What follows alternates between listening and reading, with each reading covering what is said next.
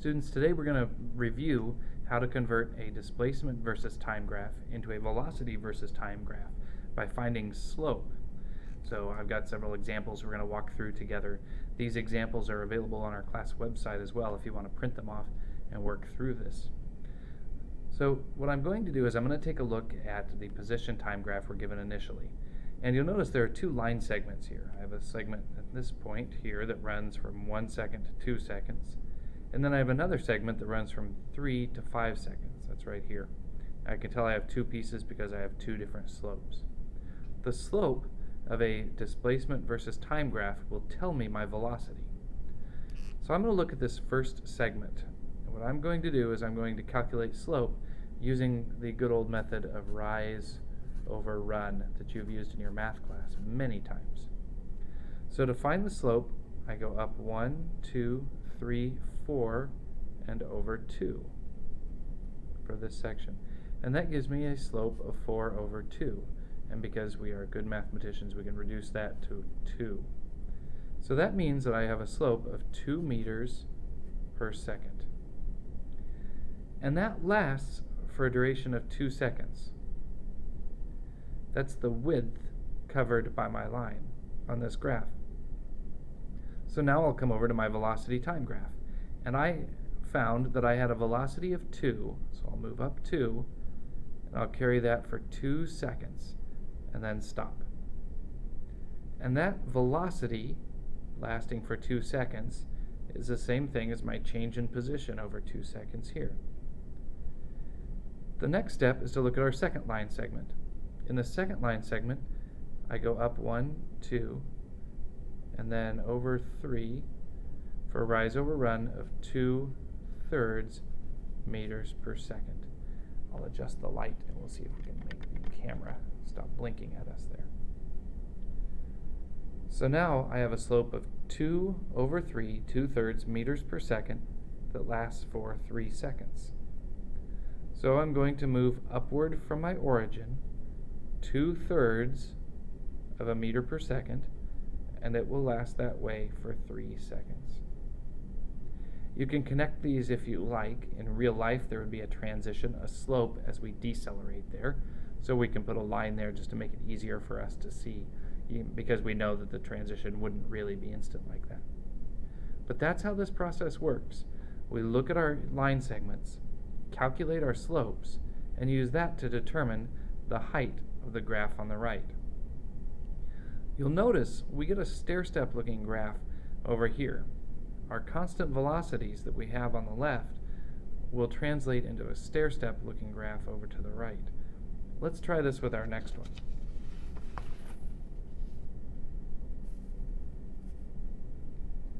A similar setup. I have a position versus time graph that will show me the displacement over time, and I'd like to convert that to a velocity time graph. So once again, I'm going to calculate the slope using rise over run. I'll do it twice, once for this line segment, and then once for this line segment. Here, it looks like I go down 2 and over 2. So that is a loss of 2 meters over 2 seconds. A slope of my rise over run is 2 over 2, which reduces to 1 meter per second. It's really tempting when you see a drop of 2 to say that your slope is 2. Remember, a slope is how much you change position over time. You have to do a division problem in there. So I have -1 meter per second. I also know it's negative because I'm moving downward with my slope. So on my position time graph, I'm going to come to the -1 velocity, and I have to figure out how long I'm going to keep that going. So I come back to the original graph. You'll notice this happened over 2 seconds of time. So that's going to tell me that I have a slope of -1 that lasts for 2 seconds of time. For this next portion, my rise is 0. There is 0 slope to this segment, which means I have no velocity. So no velocity, that's the point right between positive and negative. That's my axis here. So from 2 seconds over to 5 seconds, I have no velocity. From 2 seconds over to 5 seconds, I have no velocity here. We can connect them with a little stair step to make it a little easier to see. And we're done.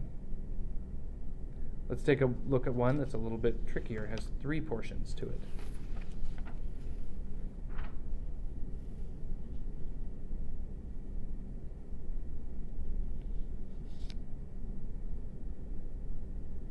All right, you can see, oh, pardon me, there's 4 segments to this. 1, 2, 3, 4.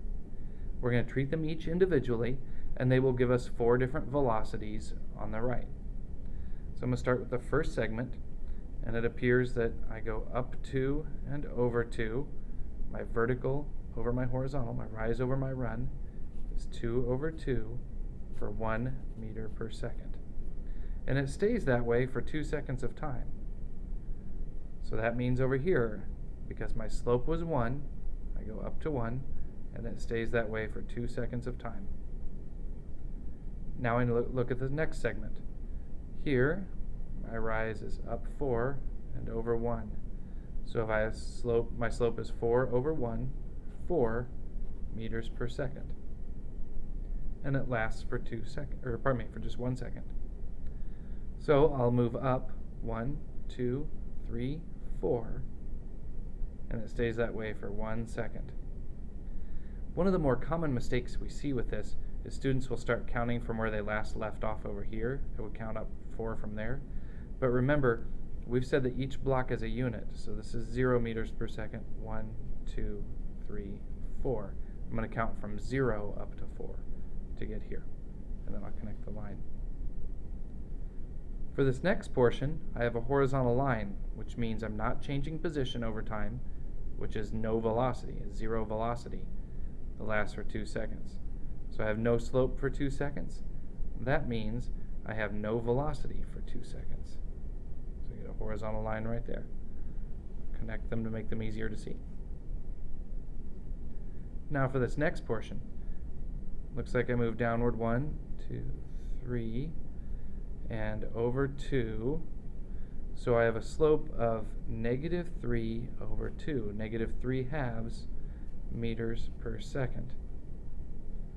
So there's 1/2, 2/2, 3/2, -1.5 there, and it lasts that way for 2 seconds. So I'm going to carry this line for 2 seconds and connect them. It doesn't get any trickier, but let's try one more just to make sure you're solid. This last example will have 4 segments as well, 4 line segments as well. I have this first segment, second segment, third segment, and fourth segment, which means we're going to have 4 stair steps over here. So I go up 1, 2, 3, and over 1. So my first slope is 3 over 1, or 3 meters per second. And it lasts that way for 1 second. So I come over here to the right, and I go up to a velocity of 3, and it lasts for 1 second. Now I'm going to come back here, and it looks like, once again, I have a flat line. That means I'm not changing position over time. So I have no velocity. So I have 0 velocity, and it looks like that lasts for 2 seconds. 0 velocity lasting for 2 seconds. I'll connect these just for fun. The next segment, my rise is 1, my run is 2. 1 over 2 gives me a slope of 1/2 meters per second. And that lasts for 2 seconds. So I have a velocity of 1/2 meters per second for 2 seconds. So 1/2 meters per second for 2 seconds. And for this last portion, I move downward 1, 2, 3, 4, and over 2. So -4 over 2, that reduces to -2 meters per second. And again, we've got a reminder that -2, because we're moving downward, so that matches. We should have a negative velocity for that. So I'm going to start here, work my way down to -2, and that lasts for 2 seconds of time here. So it's going to last for 2 seconds of time here. That is our skill. These are two ways of showing the motion of an object moving at constant velocities.